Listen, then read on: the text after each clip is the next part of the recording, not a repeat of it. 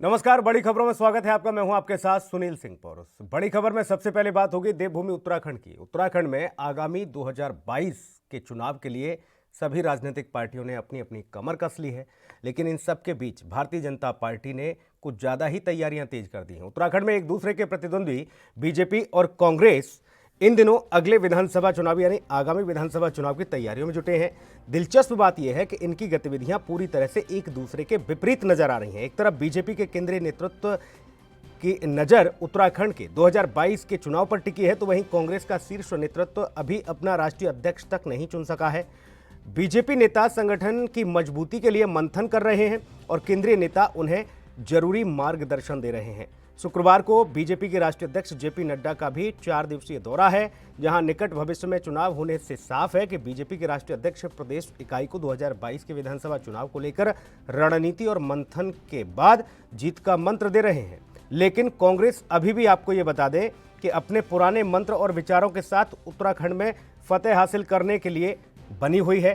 कांग्रेस के शीर्ष और केंद्रीय नेतृत्व अभी भी सुस्ती के साथ दिखाई दे रहे हैं, लिहाजा इसके लिए प्रदेश के नेता ही सिर्फ उत्तराखंड की बागडोर संभाले हुए हैं। कांग्रेस के राष्ट्रीय महासचिव और पूर्व मुख्यमंत्री हरीश रावत जेपी नड्डा के दौरे पर ट्वीट के जरिए अपनी प्रतिक्रिया व्यक्त करते नजर आने लगे। उन्होंने नसीहत देते हुए कहा कि उत्तराखंड में कुंभ का आयोजन होना है, वहां पर सरकार सुस्त पड़ी हुई है, जबकि प्रयागराज और उज्जैन की भांति ही केंद्र सरकार को पर्याप्त पैसा उत्तराखंड के लिए देना चाहिए।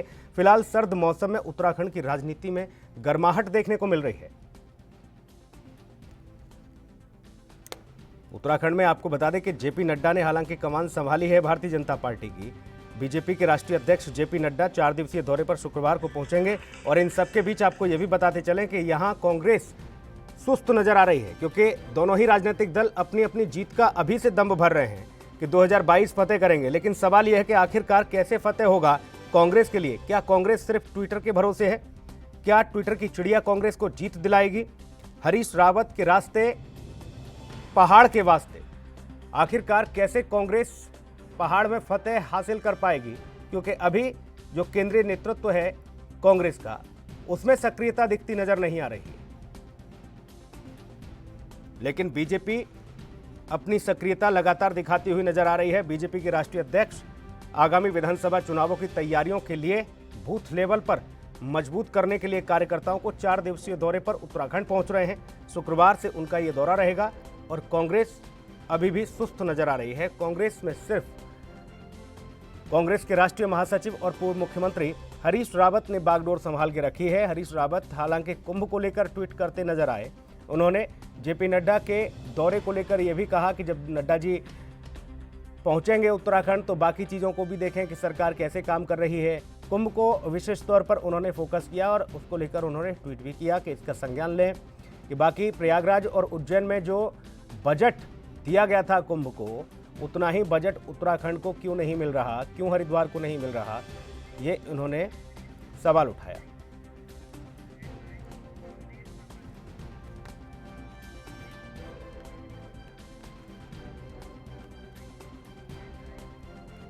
कमलेश रमन कांग्रेस के नेता इस वक्त हमारे साथ फोन लाइन पर मौजूद हैं। कमलेश जी, बहुत स्वागत आपका। जी जी नमस्कार, धन्यवाद। कमलेश जी, क्या सिर्फ ट्विटर की चिड़िया आपको विजय पताका लहरवाएगी 2022 में? क्योंकि सक्रियता कांग्रेस की उस स्तर पर नहीं दिख रही जैसा कि भारतीय जनता पार्टी की दिख रही है। बीजेपी के राष्ट्रीय अध्यक्ष जेपी नड्डा पहुंच रहे हैं 4 दिवसीय दौरे पर, लेकिन कांग्रेस में अभी अध्यक्ष का भी चुनाव नहीं हो पाया है। जी हेलो। कमलेश रमन जी, आपकी आवाज आ रही है? जी जी आवाज आ रही, मेरी आवाज आ रही है आपको? बिल्कुल आ रही है, दर्शक सुन रहे हैं आपको। मैं चाहूंगा आपसे प्रतिक्रिया लेना कि क्या सिर्फ ट्विटर के सहारे है कांग्रेस पहाड़ में? नहीं नहीं, देखिए ऐसा नहीं है कि कांग्रेस ट्विटर या सोशल मीडिया के सहारे पर है। कांग्रेस जमीनी स्तर पर अपने कार्यकर्ताओं के साथ में काम कर रही है। लेकिन अभी जैसा कि आपने कहा कि जेपी नड्डा जी यहाँ 4 दिन के दौरे पर पहुंच रहे हैं। देखिए वो सत्ता में है और सत्ता का जो प्रचार प्रसार का होता है वो उनका भरपूर तरीके से चल रहा है, क्योंकि प्रचार प्रसार की ही पार्टी है बीजेपी तो। और कांग्रेस जमीनी स्तर पे अपने कार्यकर्ताओं के साथ में 2022 के चुनाव के लिए और 2024 के चुनाव के लिए लगातार काम कर रही है। खाली सोशल मीडिया पे या ट्विटर पे आकर के ही काम नहीं होता। जमीनी स्तर पे लोगों से मिलकर के उनकी समस्याओं के समाधान के लिए लड़ाई लड़ रही है और धरने प्रदर्शन में भी बराबर का हिस्सा ले रही है। अगर कुछ गलत कांग्रेस नहीं जो जी प्रदेश स्तर की कांग्रेस की कमान है, वो जिन लोगों के कंधों पर है वो तो दिख रहे हैं धरातल पर, लेकिन जी मैं शीर्ष नेतृत्व की बात कर रहा हूँ, केंद्रीय नेतृत्व की बात कर रहा हूँ। क्यों आखिर सक्रियता नहीं दिखाई जा रही कमलेश जी? क्या ये माना नहीं जाए कि ऐसा बाकी नहीं जो है। जो देखिए विधानसभा चुनाव हुए वहां के जो परिणाम आए उनसे अभी उबर नहीं पाई है पार्टी? जी क्या वजह है? देखिए ऐसा नहीं है। ये तो देखिए पूरा देश जानता है कि किस तरीके से वो बिहार का चुनाव जीते हैं और आप भी भली भांति जानते हैं कि क्या तरीके उन्होंने वहां पर अपनाए हैं। ऐसा तो नहीं नहीं है नहीं, कि ये कांग्रेस ने वहां सवाल नहीं बढ़त नहीं कमलेश बनाई। रमन जी कि जी किस तरीके से जीते, कैसे जीते, ये सब बातें बेमानी हो जाती हैं। अब लोकतंत्र में तो भरोसा रखना होगा आपको।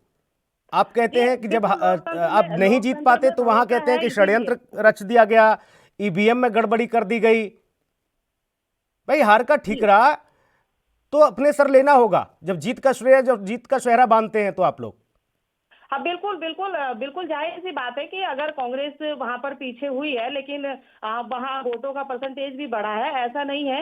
अगर कांग्रेस बिहार के चुनाव में पीछे रही है तो उसका जिम्मेदारी कांग्रेस अपने ऊपर लेती है और माननीय राहुल गांधी जी लगातार लोगों के बीच में जा रहे हैं और केंद्रीय स्तर की जो लोगों की समस्या है उनको उठाने का काम कर रहे हैं। पर बात यह है कि ऐसी गूंगी बहरी सरकार सुन ही किसकी रही है? वो तो बात ही सुनने को राजी नहीं है। चाहे कोई नेता ना हो और अब चाहे ये कोई आदमी सरकार का किसानों कार्यक्रम का नहीं ना आंदोलन देख कमलेश लीजिए। रमन जी, जी सरकार का जी कार्यक्रम नहीं। सरकार को तो आप लोग हर रोज घेरने की कोशिश कर रहे हैं। मैं ये कह रहा हूं कि बूथ लेवल पर जो कार्यकर्ताओं को मजबूती देने के लिए राष्ट्रीय अध्यक्ष की जो भूमिका रहती है, वो प्रदेश अध्यक्ष के साथ कार्यकारिणी बैठकें जो लगातार प्रदेश में करते हैं, वो सारी चीजें कैसे आप 2022 में देख रही हैं? क्योंकि अभी राष्ट्रीय अध्यक्ष का चुनाव नहीं हो पाया आपके यहाँ, बीजेपी आपसे आगे इस मामले में नजर आ रही है। देखिए ऐसा ऐसा नहीं है कि कांग्रेस में चुनाव नहीं हो पाया है। हमारी माननीय सोनिया गांधी जी अध्यक्ष हैं और आगे भी अध्यक्ष रहेंगी। चुनाव की बात रही, जो चुनाव अभी बिल्कुल पारदर्शिता से चुनाव होने की बात हुई है तो वो हमारा शीर्ष नेतृत्व उस चीज को देखेगा और 2022 और 2024 का चुनाव भी बिल्कुल मजबूती के साथ में लड़ा जाएगा क्योंकि 2022 का और 2024 का जो चुनाव होगा वो वाकई केंद्रीय नेतृत्व के ऊपर ही होगा और केंद्रीय नेतृत्व हमारा काम करता हुआ भी नजर आ रहा है। और 2024 के चुनाव में केंद्र नेतृत्व जो भी हमारा वहाँ अध्यक्ष होगा, राष्ट्रीय अध्यक्ष होगा केंद्र में, उनके नेतृत्व में चुनाव लड़ा जाएगा। कांग्रेस बाकायदा भरपूर तरीके से पूरे देश के अंदर आएगी। ऐसा नहीं है कि राहुल गांधी जी या सोनिया गांधी जी या प्रियंका गांधी जी या हमारे जो अन्य नेता हैं, जो केंद्र के नेता हैं, वो काम नहीं कर रहे हैं। काम जमीनी स्तर पर हो रहा है। देखिए जेपी नड्डा जी यहाँ आ रहे हैं, राष्ट्रीय अध्यक्ष हैं और हो सकता है उनकी बूथ कमेटियां बनी है कि नहीं बनी है, लेकिन कांग्रेस 130 साल की पुरानी पार्टी है। तो क्या आपको नहीं लगता कि कांग्रेस के पास तो बूथ कमेटियां पहले से ऑलरेडी बनी हुई हैं, वो तैयार हैं। हमारी एक्टिवेट कमेटियां हैं जो बिल्कुल जिस समय चुनाव आता है और अपने बूथों पर बैठती हैं और काम भी करती हैं। और इस समय हमारे ब्लॉक स्तर पर काम चल रहा है, चाहे प्रदेश स्तर पर ले लीजिए और चाहे केंद्र स्तर पर। ब्लॉक स्तर पे हमारा काम चल रहा है कि जो कार्यकर्ता हमारा बूथ पर बैठता है या जो कार्यकर्ता हमारा एजेंट बनता है, उन सबको लेकर के जो हमारे नेताओं को जिम्मेदारी मिली है वो तरीके से काम कर रहे हैं। ऐसा नहीं है कि राहुल गांधी जी जब हमारी मीटिंग लेंगे बूथ स्तर की तभी हम लोग एक्टिव होंगे। राहुल गांधी जी का निर्देश है, सोनिया गांधी जी का निर्देश है कि कांग्रेस के एक एक कार्यकर्ताओं को धरातल पे उतर के जनता के बीच में जाना है। अपनी जो हमने जो कार्य योजनाएं चलाई हैं उनको हमने लोगों को बताना है। और जो इस समय बीजेपी का जो कार्यकाल है, जो 7 साल का कार्यकाल बराबर होने वाला हो रहा है, उनकी जो कमियां हैं, उन्होंने जो देश की जनता से वादा किया था कि ठीक है, आपकी बात आई, बखूबी सुनी गई। मैंने इसलिए भी वक्त दिया कमलेश रमन जी आपको क्योंकि आप ये कहते हैं कि नहीं, पहले हमारी बातों को पूर्णतः हो जाने दीजिए, फिर अगला सवाल करिए। राजेंद्र पटेल भी हमारे साथ हैं भारतीय जनता पार्टी से। पटेल साहब, बहुत स्वागत आपका। जी जी नमस्कार। लेकिन अभी मैं कमलेश रमन जी आप ही से सवाल करूंगा। राजेंद्र पटेल जी के पास तो आऊंगा क्योंकि जेपी नड्डा भी आ रहे हैं तो गदगद हैं, खुश हैं और जोश के साथ हैं। कमलेश रमन जी, आप कह रही हैं कि देखिए निर्देश और आदेश के हिसाब से हर कोई अपनी अपनी जिम्मेदारी निर्वहन कर रहा है, लेकिन मैं बार बार फिर आपसे कहूंगा 130 साल, 135 साल, 140 साल पुरानी पार्टी, आप कह रही हैं हमारी कमेटियां एक्टिव हैं, लेकिन कमेटियां एक्टिव सिर्फ आपके कह देने भर से परिणाम अगर नहीं आते तो फिर क्या ऐसा फायदा ऐसी कमेटियों का जो आप एक्टिव बता रही हैं, वो परिणाम नहीं दे पाई वो कमेटियां, फिर क्या उनके एक्टिव पने का मतलब रहा? जो देश के इस समय के हालात हैं वो भली भांति आप अच्छी तरीके से जानते हैं। देश का प्रत्येक नागरिक जानता है, लोकतंत्र की हत्या की जाती है, लोकतंत्र को दबाया जाता है, कुचला जाता है। किस तरीके से परिणाम आ रहे हैं वो आप भी देखते हैं। पूरे मीडिया ने बिहार के चुनाव को लेकर के 4 दिन 5 दिन लगातार उसमें आपका एग्जिट पोल चलाया। क्या कारण था कि मीडिया की ही बातों को झुठला करके 24 घंटे के अंदर आंकड़े बदल जाते हैं? तो ये आप भी अच्छी तरह से जानते हैं और पूरे देश की जनता भी जानती है, और देश की जनता अचंभित भी होती है इस चीज को लेकर के कि हमने किया क्या था और ये निकला क्या है। तो ऐसा नहीं है कि पूरे देश के अंदर जब लोकतंत्र की हत्या होने पे आमादा है इस समय सरकार और वो किसी की सुनने को राजी नहीं है। सुप्रीम नहीं, कोर्ट थोड़ा के सा पास जिस समय कमलेश याचिका जी, गई। थोड़ा जी, सा जी। बाकी राज्यों के गणित पर भी आपको ध्यान देना होगा। ऐसा नहीं कि अकेले बिहार के परिणामों को लेकर आप ये बातें कह देंगे और इस बात पर मान लिया जाएगा कि नहीं नहीं लोकतंत्र का गला घोंट के काम हो रहा है। आपने एग्जिट पोल का सवाल उठाया। एग्जिट पोल हमेशा जब भी कोई एग्जिट पोल करते हैं, अनुमानित आंकड़े या तो लमसम रहते हैं या फिर एकदम विपरीत। आपने देखा होगा छत्तीसगढ़ के जो आंकड़े आए, कोई नहीं कह सकता था कि भूपेश बघेल इतने भारी बहुमत से वहां जीत दर्ज कराएंगे। जी। रमन सिंह की 15 साल की सरकार रही, सबने कहा कि एंटी इनकमेंसी है लेकिन इतनी बुरी तरह नहीं हारेंगे कि 14 पर सिमट जाएंगे, लेकिन ऐसा हुआ। तो आप उन सब चीजों को भी ध्यान में रखिए कमलेश रमन जी। ऐसा नहीं है, पहाड़ की परिस्थितियां अलग हैं, विषम परिस्थितियों में रहता है पहाड़। इसलिए मैं कह रहा हूं कि पहाड़ के लिए तो 5 साल से ही तैयारी में जुट जाना चाहिए।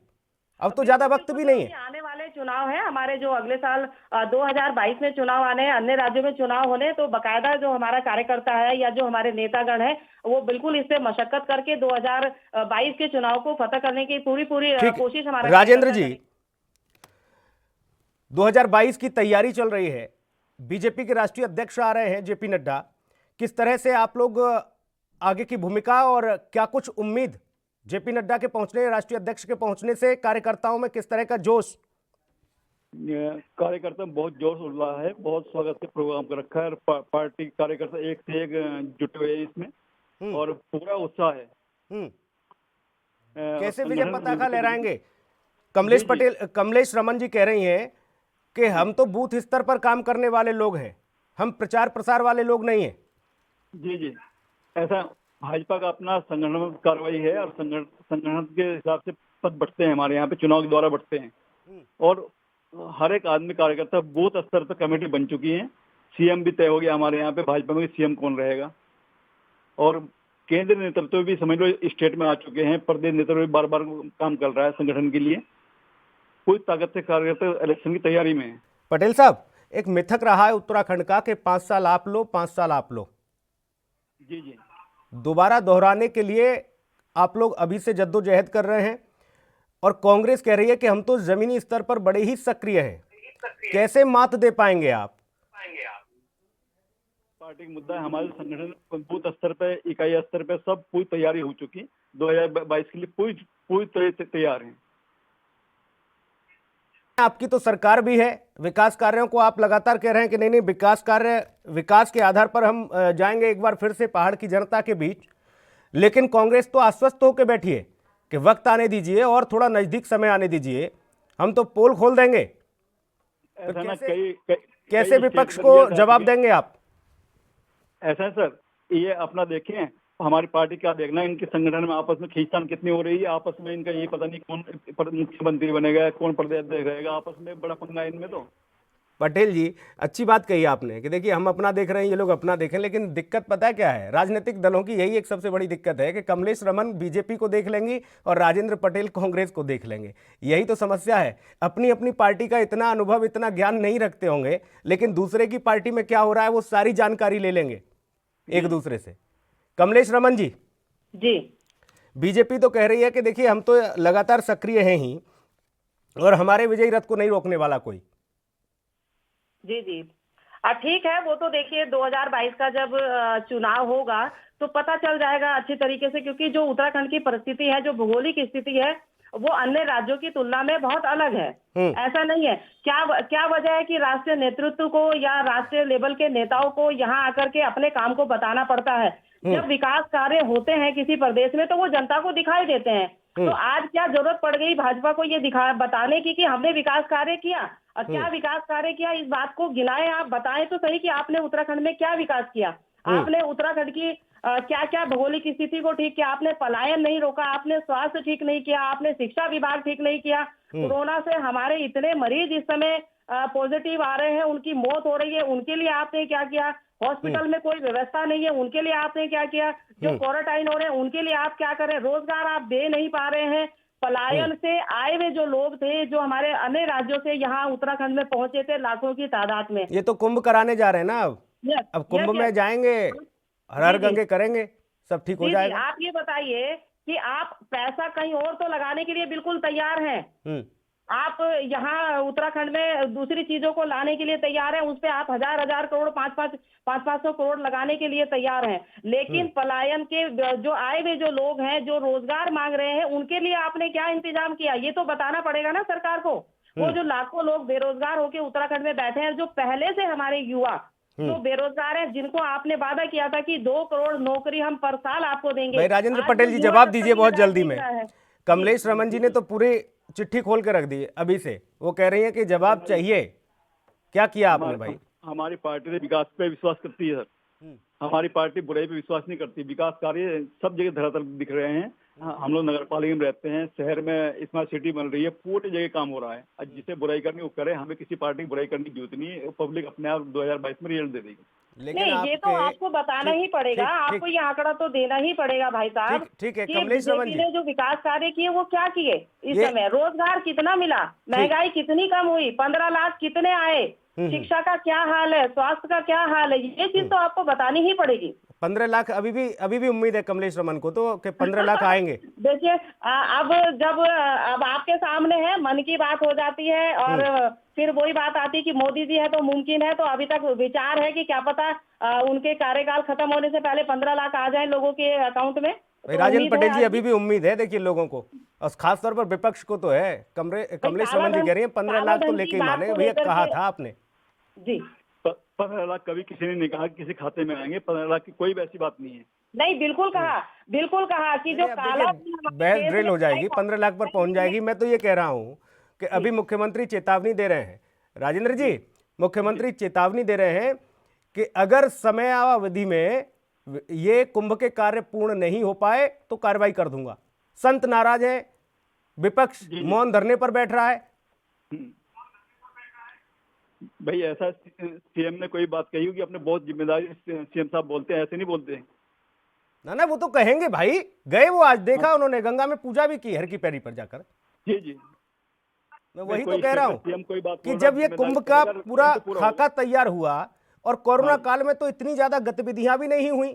एक होता है कि लोगों के आवागमन या गतिविधियों से काम प्रभावित होते हैं, फिर वो दिन रात 24 घंटे कामों को गति देनी पड़ती है। लेकिन कोरोना काल में कम से कम कुंभ के कार्यों को तो सही ढंग से गति मिलनी चाहिए थी। राजेंद्र पटेल जी नहीं, अधिकारी लगे हुए रात दिन एक कर रखे ही उसमें। अधिकारी अपने हिसाब से लगे हुए, सीएम हमारा देख रहा है, हमारे मिनिस्टर देख रहे हैं। तो क्या मानते हैं कि ये जो कुंभ होने वाला है यही आपकी नैया पार लगाएगा? नहीं, कुंभ नहीं होगा। बहुत सारे विकास कार्य, कुंभ थोड़ी है। कुंभ से कभी विकास कार्य बहुत हैं, बहुत काम है सरकार के। किस तरह का जीत का मंत्र उम्मीद कर रहे हैं राजेंद्र पटेल? क्योंकि मिथक तो है भाई, इस बात को तो मानना पड़ेगा। जब से उत्तराखंड का जन्म हुआ, हाँ जी, अब तो युवावस्था में पहुंच गया उत्तराखंड। ये मिथक रहा है कि 5 साल आप और 5 साल आप। जी अब 5 साल आपके पास है, कमलेश रमन तैयार हैं अगले 5 साल के लिए आने के लिए? अब नहीं, बढ़िया है, शुभकामनाएं जी। अपनी मेहनत करें और हम क्या सरकार बनाएं, पर ये तो पब्लिक को देखना है। ये तो जनता जनार्दन है, इसमें तो मेरे कहने से कुछ नहीं होगा, इनके कहने से कुछ नहीं होगा। कमलेश रमन जी, शुभकामनाएं मिल गई आपको। देखो जी, मैं तो धन्यवाद कर रही हूँ भाई साहब का, बिल्कुल बहुत बहुत धन्यवाद। पर मेरा एक सवाल है भाई साहब से। कुंभ आप करने जा रहे हैं, बहुत अच्छी बात है, क्योंकि हमारी आस्था का सवाल है और उत्तराखंड हमारी धर्म नगरी है और हरिद्वार लाखों करोड़ों लोगों की आस्था है हमारी। हरिद्वार में आप कुंभ कराने अच्छी बात है, लेकिन इस समय जब आप एक बात तो ये कह रहे हैं कि कोरोना में लोग इकट्ठे नहीं होने चाहिए, ठीक है, दूसरी तरफ ये आप सारी चीजें तो रहेंगी कमलेश रमन, लेकिन मूल सवाल देखिए, जो मैं बहस लेके आया, चर्चा लेके आया, आपसे जानने की कोशिश कर रहा था कि आखिरकार केंद्रीय नेतृत्व आपका सक्रिय क्यों नहीं है। और आप खुद भी जानती हैं कि पहाड़ की स्थिति, पहाड़ की परिस्थिति बहुत अलग है। जी भारत आजाद हो चुका है, लंबा अरसा बीत चुका, आपकी सरकारें रहीं, लेकिन पहाड़ की जो विषम परिस्थितियां हैं, आज भी वहां का पहाड़ी उस नरकीय जीवन जीने को मजबूर है। आज भी ऐसी स्थिति है। इससे पहले जब उत्तराखंड का एक हमारा जो बुलेटिन जाता है, उसमें भी मैंने खबरें पढ़ी जिसमें पुल तक नहीं, सड़क तक नहीं, बड़ी बड़ी दुर्घटनाएं। चमोली का कोई ग्रामीण क्षेत्र, वहां पर भी आज भी ऐसे हालात हैं। तो कमलेश रमन जी, मैं वही कह रहा हूं, मौका तो आपको भी दिया पहाड़ के लोगों ने। बिल्कुल बिल्कुल ये विकास कार्य भाई हो क्यों नहीं पाते? विपक्ष में होते हैं तो बड़ी बड़ी बातें, और सत्ता पक्ष नहीं, में आ ऐसा जाते हैं नहीं तो उसके बाद कहते हैं ना बहुत बढ़िया चल रहा है सब कुछ। जी जी, देखिए ऐसा नहीं है। जिस समय नरेंद्र तिवारी जी की सरकार थी, सब कुछ यहाँ पर वो ही लेकर के आए। जब 2003 में कांग्रेस की सरकार आई, 2 साल का समय, जिस समय 2000 में हमारा उत्तराखंड की घोषणा हुई, उस समय मौका मिला भाजपा को, क्योंकि शासित भाजपा जी थी, केंद्र शासित भी भाजपा थी, तो उनको मौका मिला। उसके बाद 2003 में नरेंद्र तिवारी जी की सरकार आई। उस समय आप ये देख लीजिए, जितना भी विकास कार्य हुआ होगा, चाहे सिरपुल से लगा लीजिए, पिटपुल से लगा लीजिए, हरिद्वार जितना भी आपका होगा, हमारा सैलाकुई या उत्तराखंड हल्द्वानी, जितना भी ऊपर पहाड़ों पे अगर कोई विकास गया तो उस समय नरेंद्र तिवारी जी के समय पे गया।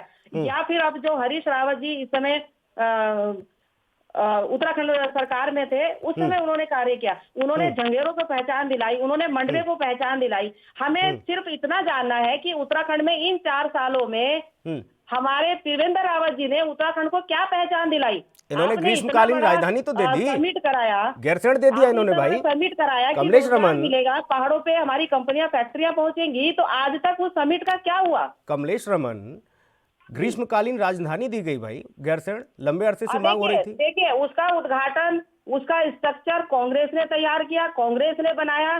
देखिए हमारे पास तो चलिए उस समय पूरा पूर्ण बहुमत नहीं था। उस समय भाजपा के लोगों ने ही विरोध किया कि हम देहरादून से पहाड़ में गैरसैंण नहीं आ सकते। अजय भट्ट जी मौजूद हैं, उस समय नेता प्रतिपक्ष हुआ करते थे। जब रावत जी ने उनसे कहा कि चलिए साइन, यानी कि चित्त भी मेरी पट भी मेरी, मतलब अगर बीजेपी अपने नाम कोई व्यवस्था करती है तो आप कहते हैं इसकी आधारशिला तो हम ही ने रखी थी। राजेंद्र पटेल, हम तो चाहते हैं वही भाई कमलेश रमन तो पूरा बही खाता लेके आई हैं, सब बता देंगे। बोले एनडी तिवारी क्या लेके आए थे, हरीश रावत क्या देके गए, बहुगुणा जी ने क्या दिया था।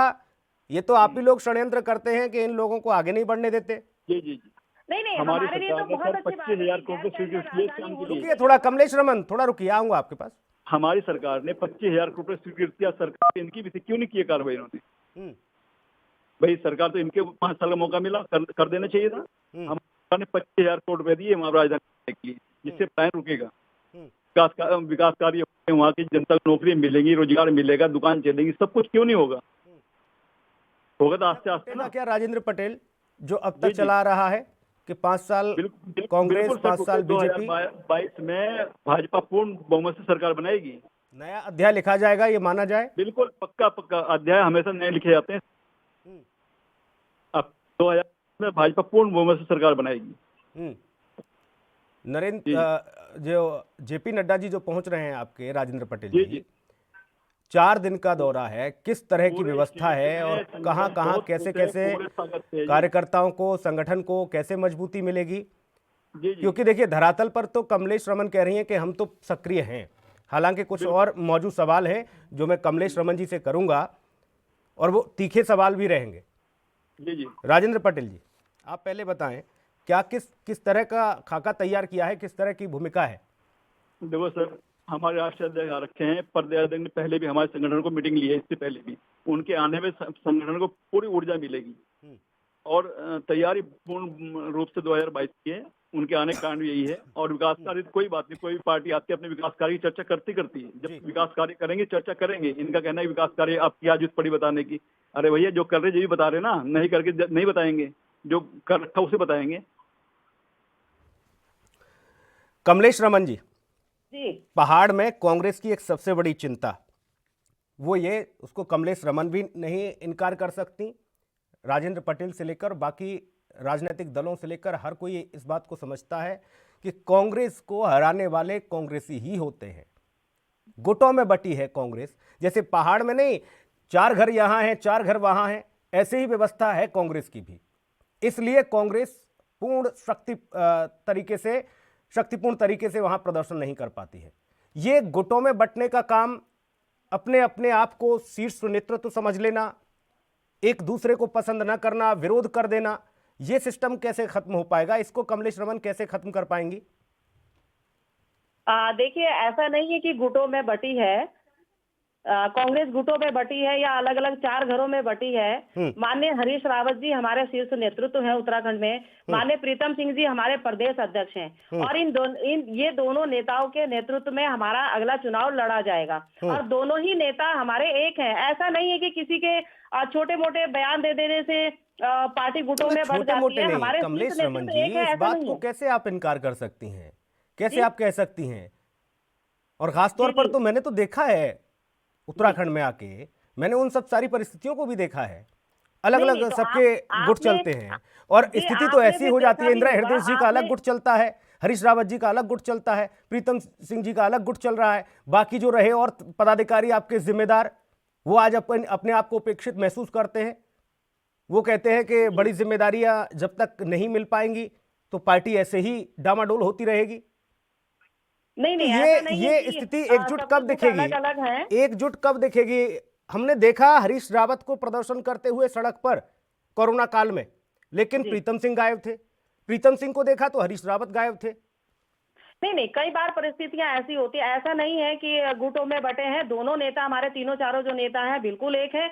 आपने देखा होगा, भले ही एक अलग वो है उनका कि अपना कार्यक्रम अलग है, या वो अलग करते हैं या अलग कई बार ऐसा हो जाता है कि वो उस डेट में कहीं और होते हैं हमारे, क्योंकि शीर्ष नेतृत्व है माननीय हरीश रावत जी, और पंजाब के प्रभारी भी हैं और महासचिव भी हैं, तो उनको बहुत सारे काम होते हैं। और माननीय प्रीतम सिंह जी का भी कई बार रूट अलग हो जाता है। ऐसा नहीं है कि उन दोनों नेताओं के नेतृत्व में चुनाव लड़ा जाएगा, बखूबी बहुत अच्छे से चुनाव लड़ा जाएगा। और आपने देखा होगा कि भले ही देखिए जहाँ 4 बर्तन होते हैं, खटकते जरूर है, लेकिन ये कहावत सब एक होंगे, कमलेश जी, एक ही झंडे के नीचे।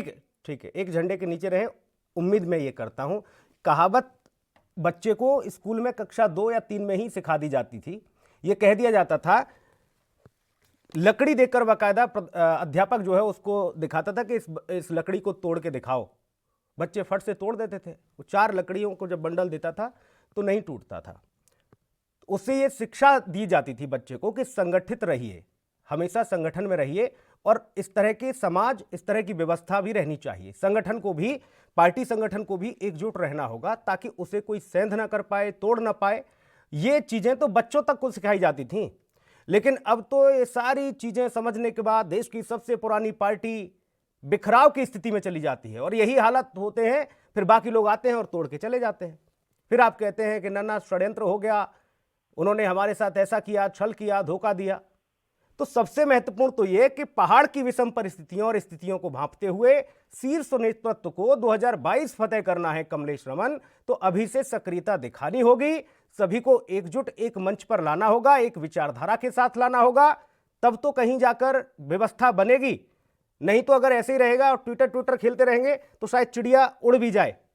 बहुत शुक्रिया कमलेश रमन, आप हमारे साथ जुड़ी। राजेंद्र जी, आपका भी बहुत धन्यवाद चर्चा में जुड़ने के लिए। बड़ी खबरों में इतना ही, नमस्कार।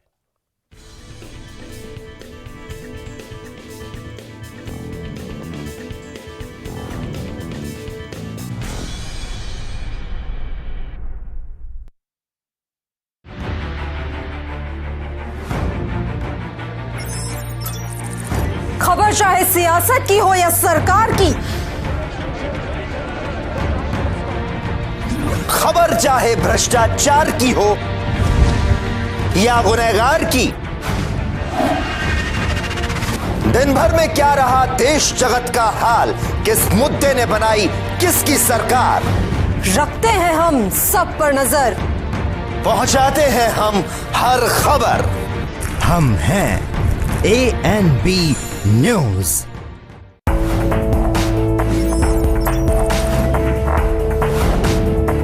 कम ब्रेक और ज्यादा खबरों के साथ देखिए ANB news in channel number पर।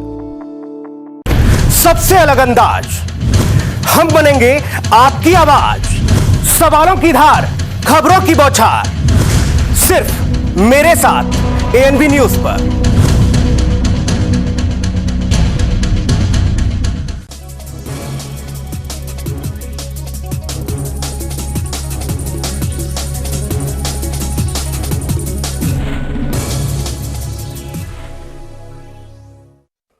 नमस्कार, ANB न्यूज देख रहे हैं आप। मैं हूं आपके साथ सुनील सिंह पौरुष। बढ़ेंगे खबरों में आगे। उत्तराखंड में एक दूसरे के प्रतिद्वंद्वी भारतीय जनता पार्टी और कांग्रेस इन दिनों आगामी विधानसभा चुनाव की तैयारियों में जुटे हैं, लेकिन दिलचस्प बात यह है कि इनकी गतिविधियां एक दूसरे के विपरीत नजर आ रही हैं। एक तरफ बीजेपी ने केंद्रीय नेतृत्व की नजर, आपको बता दें कि उत्तराखंड के 2022 के चुनाव पर टिकी है, तो वहीं कांग्रेस का शीर्ष नेतृत्व अभी अपना राष्ट्रीय अध्यक्ष तक नहीं चुन सका है। बीजेपी नेता संगठन की मजबूती के लिए मंथन कर रहे हैं और केंद्रीय नेता उन्हें जरूरी मार्गदर्शन दे रहे हैं। शुक्रवार को बीजेपी के राष्ट्रीय अध्यक्ष जेपी नड्डा का भी 4 दिवसीय दौरा है उत्तराखंड में, जहां निकट भविष्य में चुनाव होने वाले आपको बता दें कि साफ हैं। और बीजेपी के राष्ट्रीय अध्यक्ष प्रदेश इकाई को 2022 के विधानसभा चुनाव को लेकर रणनीति और मंथन के बाद जीत का मंत्र दे रहे हैं, लेकिन कांग्रेस अभी भी अपने पुराने मंत्र और विचारों के साथ उत्तराखंड में फतेह करने के लिए मन बना रही है। कांग्रेस के शीर्ष और केंद्रीय नेतृत्व अभी भी सुस्ती के साथ दिखाई दे रहे हैं। लिहाजा इसके लिए आपको बता दें कि प्रदेश के नेता ही सिर्फ उत्तराखंड की बागडोर संभाले हुए हैं। कांग्रेस के राष्ट्रीय महासचिव और पूर्व मुख्यमंत्री हरीश रावत जेपी नड्डा के दौरे पर ट्वीट के जरिए अपनी प्रतिक्रिया व्यक्त करते हुए नजर आने लगे हैं और उन्होंने नसीहत देते हुए कहा है कि उत्तराखंड में कुंभ का आयोजन होना है। वहीं सरकार सुस्त पड़ी हुई है, जबकि प्रयागराज और उज्जैन के भांति ही केंद्र सरकार को पर्याप्त पैसा उत्तराखंड के लिए देना चाहिए। फिलहाल सर्द मौसम में उत्तराखंड की राजनीति गर्माने लगी है।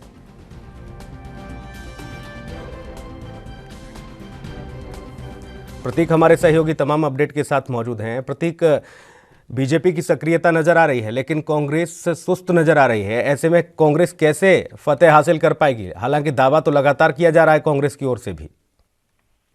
बिल्कुल सुनील, बताना चाहूंगा कि जैसा कि जहां बीजेपी एक तरफ से देखा जाए सक्रिय राजनीति लगातार अब करती हुई नजर आ रही, 2022 का जो किला है वो कहीं ना कहीं दोबारा से फतेह करने की काम बीजेपी